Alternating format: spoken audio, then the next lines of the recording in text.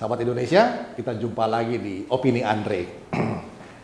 Sahabat Indonesia, secara resmi Presiden Jokowi sudah mengumumkan bahwa Indonesia masuk dalam masa resesi. Apa itu? Resesi, kalau sudah 2 kuartal kita mengalami pertumbuhan yang negatif, itu kita masuk dalam masa resesi. Nah, apakah dengan demikian kita sudah mesti panik? Justru ini yang harus kita cermati, sahabat Indonesia. Kita tidak perlu panik. Resesi yang didefinisikan sebagai 2 kuartal kita mengalami pertumbuhan negatif. Jadi kuartal pertama kita negatif sekitar 5,32%. Kuartal kedua kita sudah negatif juga, tetapi lebih kecil, 3,49%. Nah, artinya ada perbaikan, ada rebound sedikit, ada arah balik yang menunjukkan tanda-tanda perbaikan ekonomi, walau masih negatif. Nah, di sini kita tidak perlu terlalu panik, lalu mengalami keputusasaan. Di sini kita semua, sahabat Indonesia, mengajak untuk tetap optimis, karena kita yakin dan kita sudah melihat bahwa pemerintah Indonesia sudah mengambil langkah-langkah yang diperlukan. BLT, bantuan langsung tunai yang diberikan 600.000 setiap bulan ya. Sekarang sudah memasuki yang kedua, 2 bulan berikutnya artinya 1,2 akan digelontorkan. Nah, ini kita tentu menyarankan dan juga mengharapkan agar kegiatan konsumsi bisa merangsang pertumbuhan ekonomi.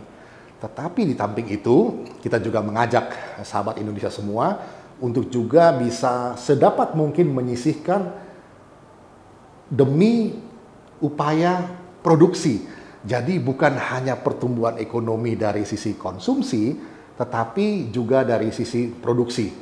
Makanya upaya pemerintah kita dukung penuh untuk kartu prakerja, untuk dukungan-dukungan pelatihan bagi usahawan di bisnis-bisnis UKMK dan ekonomi kreatif, supaya geliat ekonomi bawah ini bisa menjadi bumper ekonomi kita. Kita semua sedang mengalami kesusahan, bukan hanya Indonesia, sahabat, tetapi juga di seluruh dunia. Tetapi kalau kita melihat dan membandingkan dari pertumbuhan negatif di berbagai negara, Indonesia jauh lebih baik.